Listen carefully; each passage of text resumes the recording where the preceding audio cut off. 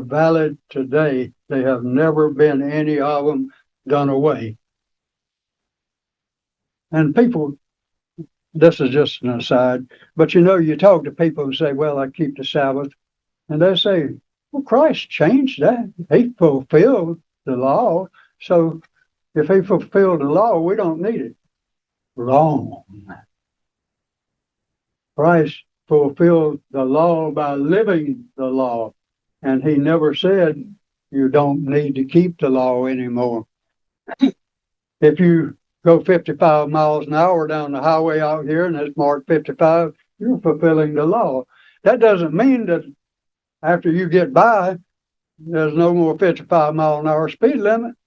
It just means you have fulfilled your part of it. All right, enough of that aside. Let's go on, because life and this message is, my time is getting short. But if you notice, from verse 3 to verse 17, there are 10 commandments listed. Now, we're not going to take time to read it today. I'm sure almost everybody in here has read it. If you haven't read it, I challenge you to read it before the sun goes down today, because this is the essence of life. Essence means what it is. So, that being said, let's turn back to Matthew 22.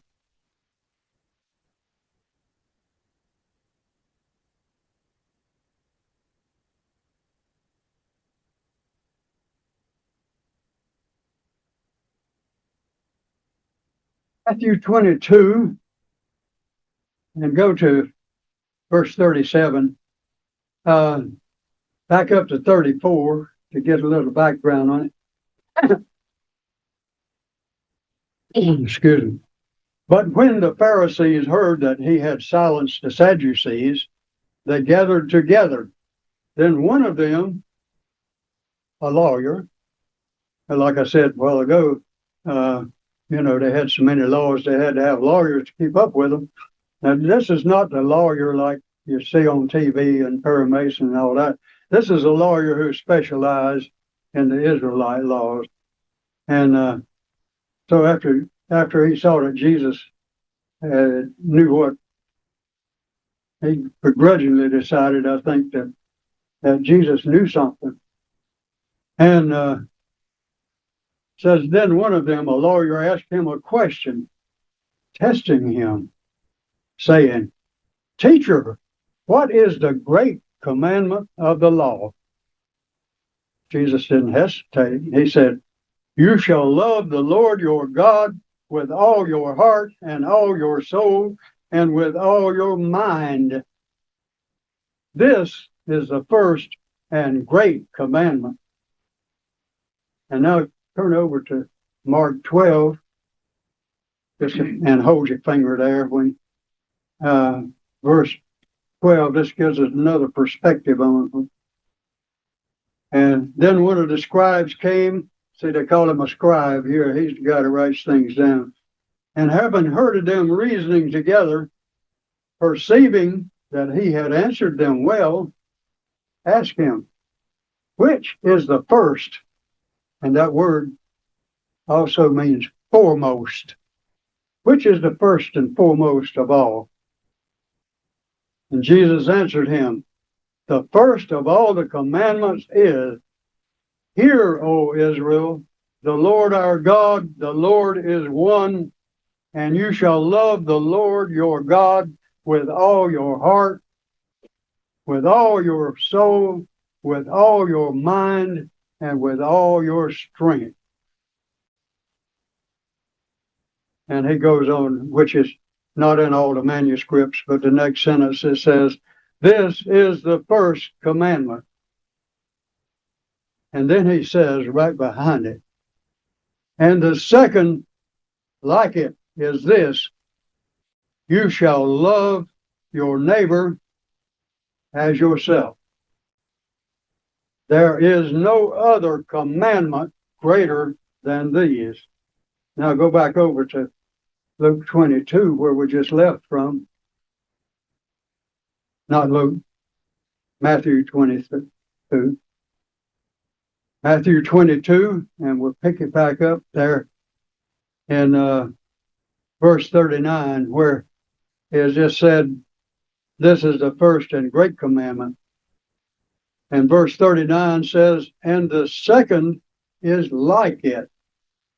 You shall love your neighbor as yourself. He never says, don't love yourself. If you don't love yourself, you love your neighbor as yourself, that means you don't love your neighbor. But he says, love your neighbor as yourself. And then verse 40 is what I consider one of the central verses of the Bible. On these two commandments hang all the law and the prophets.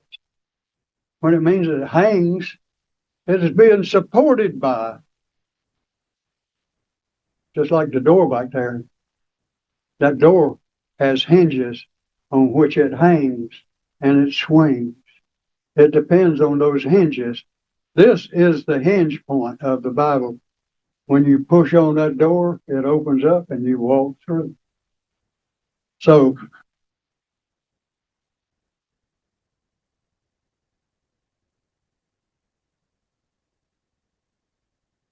loving God is the first commandment. Loving man is the second commandment. But now you say,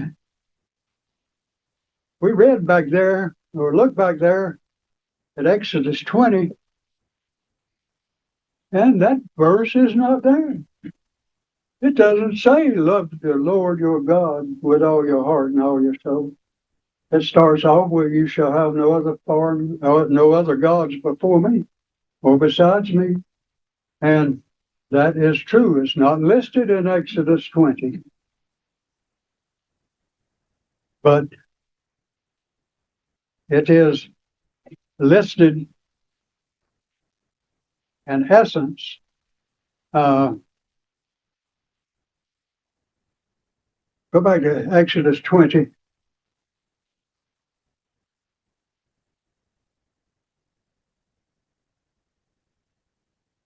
Exodus 20, starting verse 3, you shall have no other gods before me.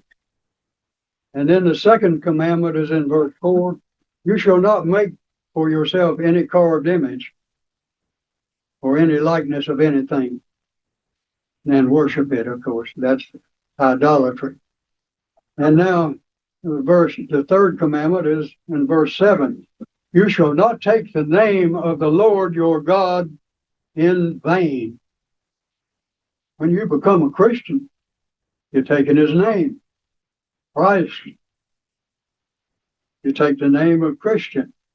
And if you take that name, we must live it in a useful manner.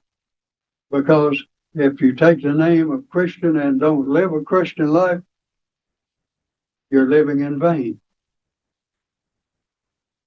And the fourth commandment in verse 8 is remember the Sabbath day and keep it holy, to keep it holy. Now, these first four are about loving God. They're all related to loving God.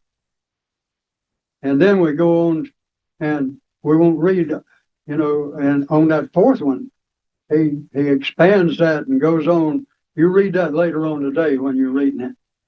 Okay, now starting on the fifth commandment, see, that's 4, that's loving God. Go to the fifth commandment, which is on verse 12. Honor your father and your mother. That's loving man. Loving yourself also. And the sixth one is verse 13. You shall not murder. If you love your brother, you won't murder him. Number 7, seventh commandment is on verse 14. You shall not commit adultery. That's another one for loving your brother, loving yourself. So he who commits adultery is being unfaithful to his own self, as well as to his wife or the loved one that you have.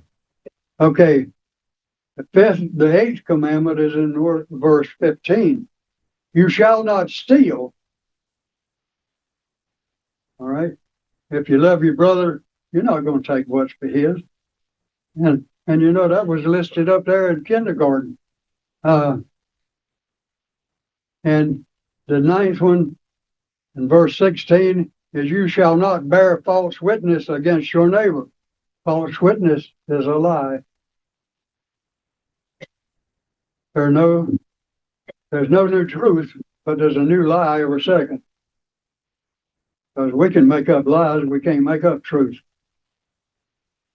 And number 17, which is the 10th commandment, is you shall not covet your neighbor's house. You shall not covet your neighbor's wife, nor his manservant, nor his maidservant, nor his ox, nor his donkey, nor anything that is your neighbor's. God thought that was important enough, so he expanded on it. So if you've never taken the time to read them today. Now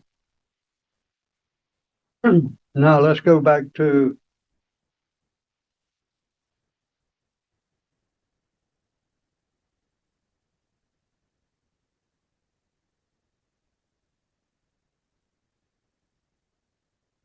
lawyer's question of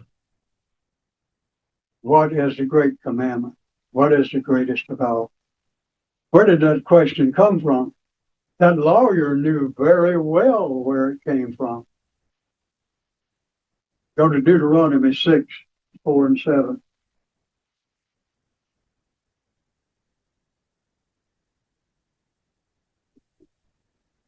Deuteronomy 6.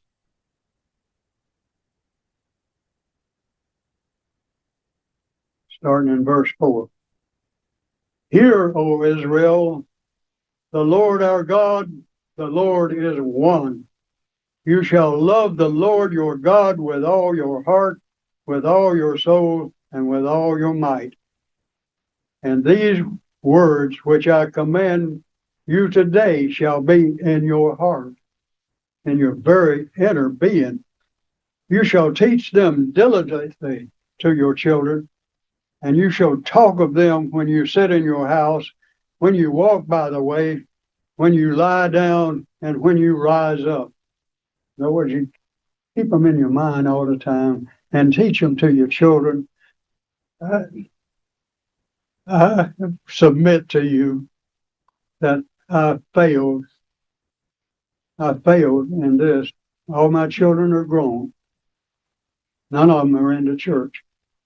That doesn't necessarily mean that I didn't do a job of raising them, but I did not diligently enough fulfill verse 7.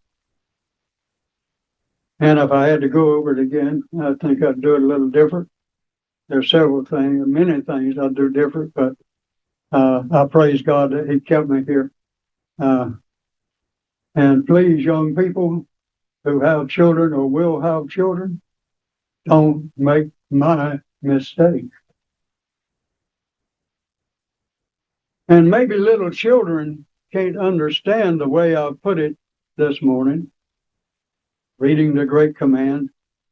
But I'll tell you what, even the younger children can understand full well. It's what we call the golden rule.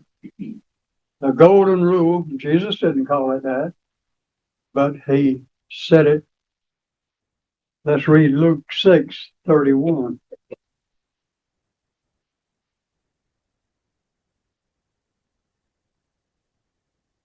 Luke 6, verse 31. And just as you want men to do to you, you also do to them likewise.